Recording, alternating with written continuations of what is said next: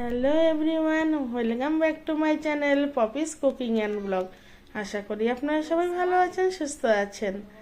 আজ হচ্ছে 8ই এপ্রিল। দিনটা কিন্তু আমাদের সকলের জন্য ভীষণ স্পেশাল, কারণ আজ হচ্ছে রয়বাবুর জন্মদিন বলে কথা।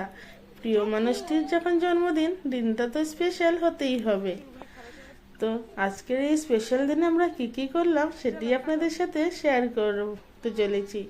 চলুন তাহলে দেখা যাক। দেখুন, দুই ছেলেকে নিয়ে ওর বাবা কিন্তু কেক কাটিং করে নিচ্ছে। ও এসব একদমই পছন্দ করে না, তবে বিয়ের পর থেকে প্রতি বছরই কিন্তু আমি ওর জন্মদিনে এরকম কেক কাটিং করে থাকি। আর এই বছর তো দুই ছেলে একদম পাগল করে দিচ্ছিল, বারবার ওকে অফিসে ফোন করছিল, বাবা কেকটা কিনেছো, কেকটা কখন নিয়ে আসবে। আর ছোট ছেলে তো বেশি এক্সাইটমেন্ট ওর বাবার জন্মদিনের জন্য নয়, ওর বেশি এক্সাইটমেন্ট হচ্ছে ও কেকটা কখন নিজে খেতে পারবে, কারণ কেক হচ্ছে ওর ভীষণ প্রিয় একটা জিনিস। দেখুন, দুজনে মিলে বাবাকে কেক খাওয়ানোতে ব্যস্ত।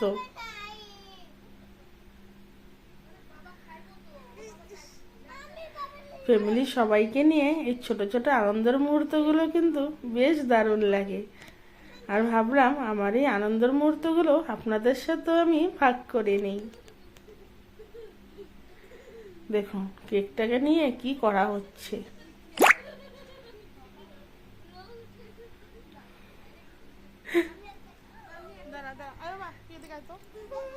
ব্যাস, ঘরে তো আর মেয়ে, আমার তো আর মেয়ে নেই, দুই ছেলেই। আর আশীর্বাদ করার জন্য বড় কেউই নেই, তো ছেলেকেই বললাম যে বাবাকে একটু ধান দুব্বা দিয়ে আশীর্বাদ করে নিতে।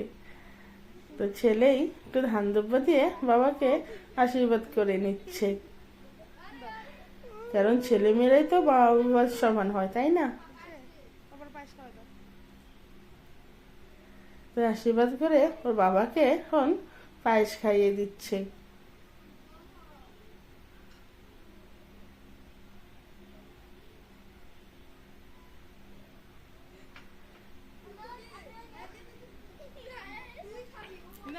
সবাই কিন্তু ভীষণ খুশি। আর ওই যে সাথে দেখছেন, ও হচ্ছে বিশাল।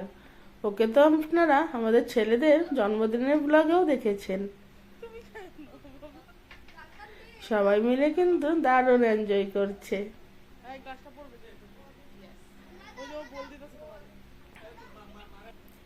তো চলুন, এবার হচ্ছে খাওয়া দাওয়ার পালা। মেনুতে ছিল 5 রকমের ভাজির মধ্যে এখানে ছিল আলুর চিপস, বেগুন ভাজি, ধনেপাতার পকোড়া, আর হচ্ছে ফুলকপির বড়া, আর ওইটা হচ্ছে ঝিঙের বড়া। ঘরে যেহেতু বেশি মানুষ নেই, আমরা এই কয়েকজনই, আর বাচ্চারা তো বেশি ভাজা খেতে ভালোবাসে না, সেই জন্য ওর জন্যই 5 রকমের ভাজি অল্প অল্প করে করে নিয়েছি। আর এখানে যা সমস্ত কিছু আছে সবই কিন্তু ওর পছন্দের। এখানে আছে মাছের তেল দিয়ে তেল বেগুন, আর ছিল মাছ ভাজি, বাঁধাকপি ঘন্ট, আর ওখানে ধনে পাতা দিয়ে কাতলা মাছের তেল ঝাল ছিল, আর এখানে ছিল মাছের মাথা দিয়ে মুগ ডাল। ডালটা কিন্তু দারুণ টেস্টি হয়েছে। এই মাছের মাথা দিয়ে মুগ ডালের রেসিপি আপনাদের সাথে এক্সট্রাভাবে একসময় শেয়ার করব। আর এখানে হচ্ছে শোস্টপার চিকেন কষা, একদম লাল লাল ঝাল ঝাল চিকেন কষা। চিকেনটাও কিন্তু খেতে বেশ দারুণ হয়েছিল সেদিন। সমস্ত কিছুই কিন্তু ওর পছন্দ মতো রান্না করা হয়েছে। বার্থডে মেনুটা আপনাদের কেমন লাগলো অবশ্যই কিন্তু আমাকে কমেন্ট করে জানাবেন। তো এখন বার্থডে বয়ের জন্য থালাটা এখন সাজিয়ে নিচ্ছি। দিয়ে দিলাম আলু ভাজি, তারপরে দিলাম বেগুন ভাজি, এখন দিলাম ধনে পাতার পকোড়া। এই ধনে পাতার পকোড়াটা কিন্তু খেতে বেশ ভালো লাগে। পর দিলাম ঝিঙের বড়া। ঝিঙের বড়া কিন্তু আমার কিন্তু ভীষণ ভালো লাগে। আপনাদের কার কার ঝিঙের বড়া পছন্দ অবশ্যই একবার আমাকে জানাবেন। আর দিয়ে দিলাম মাছ ভাজি। থালাটা সাজানো কেমন হয়েছে বলুন তো?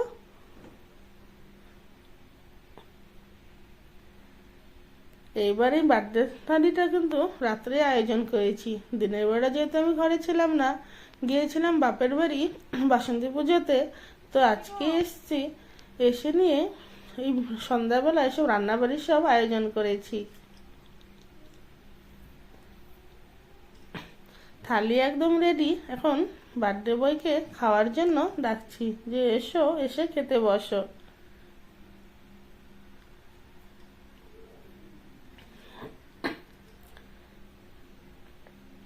বাস খেতে বসেই তো ও হেসেই শেষ, বলছে এত কিছু রান্না কেন করলে? তা আমি বললাম যে তোমার বার্থডে বলে কথা, একটু তো স্পেশাল হতেই হবে। তো খেতে বসে ও এখন কাউন্ট করে দেখছে যে কটা পদ আমি রান্না করেছি। তবে এর মধ্যে আরেকটা স্পেশাল জিনিস রান্না করা হয়নি, সেটি হচ্ছে চাটনি। তো বললাম চাটনিটা পরে একদিন রান্না করে খাইয়ে দেব। তো ব্লগটি দেখার জন্য আপনাদেরকে অসংখ্য ধন্যবাদ। আবারও একদিন আসবো এরকম এক ব্লগের সাথে।